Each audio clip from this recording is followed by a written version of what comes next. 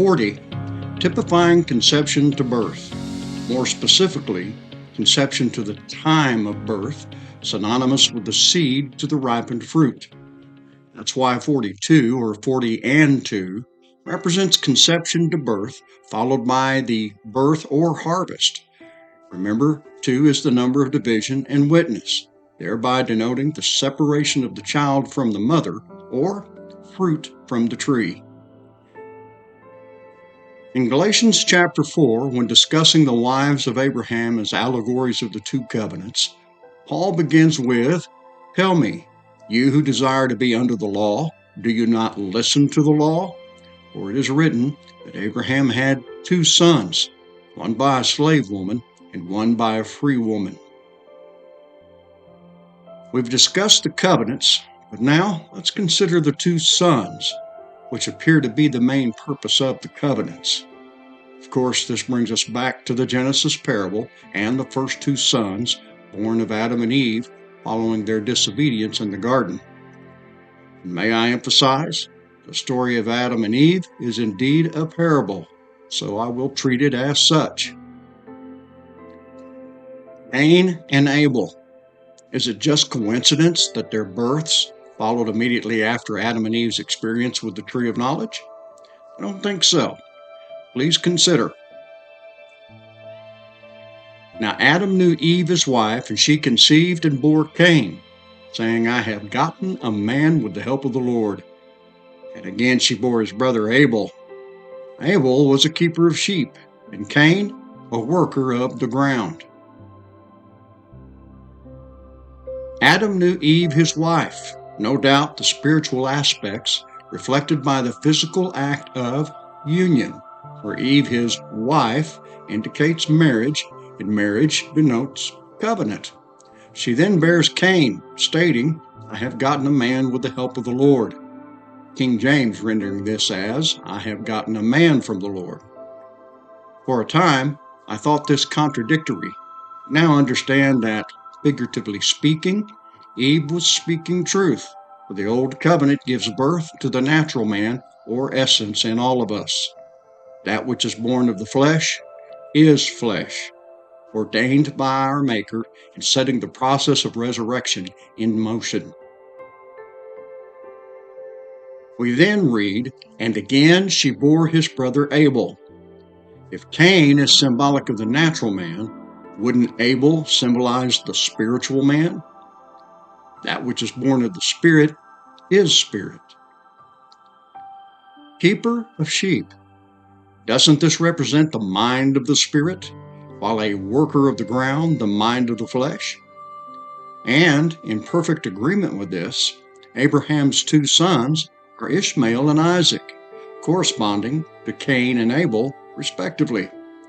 That which is born of the flesh is flesh, and that which is born of the Spirit is spirit.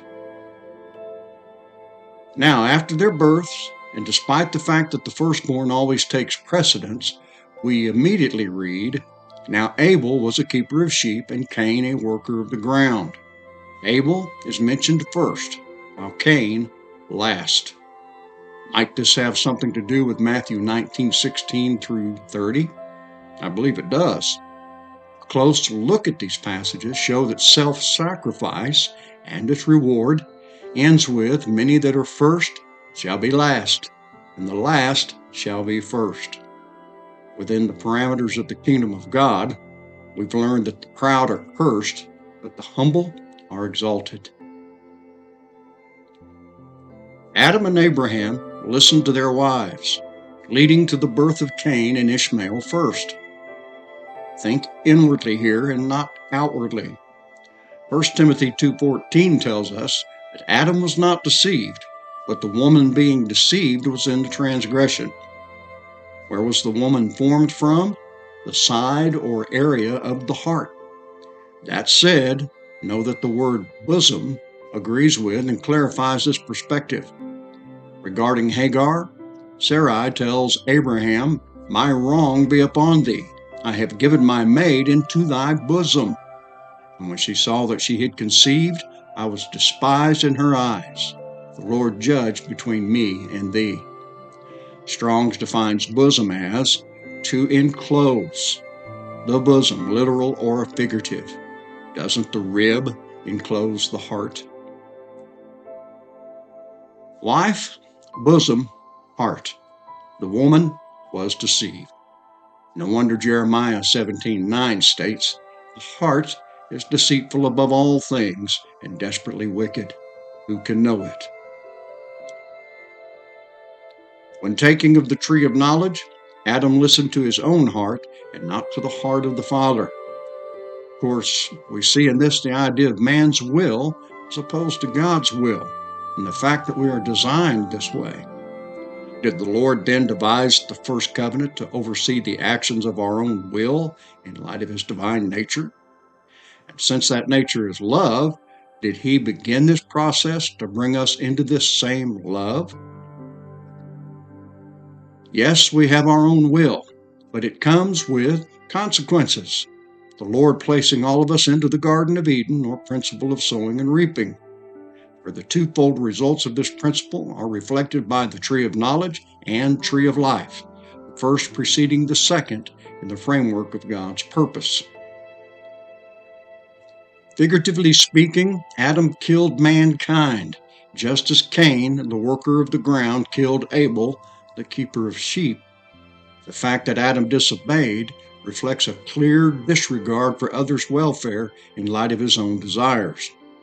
Two opposing natures, one of pride, the inordinate love of self, and the other of self-sacrifice, love for God and others. And it goes without saying that both are within each of us. Does this mean that we cannot do for ourselves? Of course not.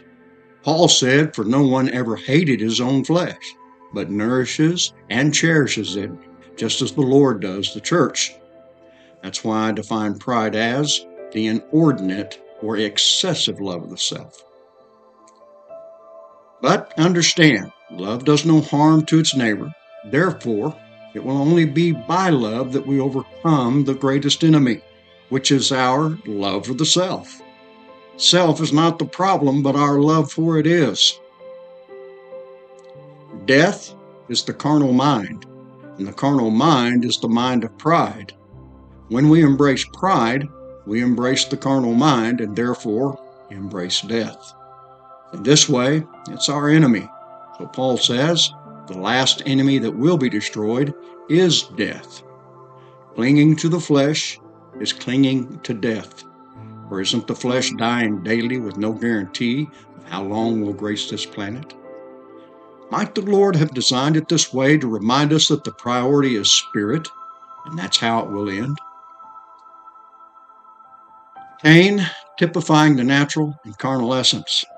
Abel, typifying the spiritual essence. Cain kills Abel, and so we come to the following. And Adam knew his wife again, and she bore a son, and named him Seth.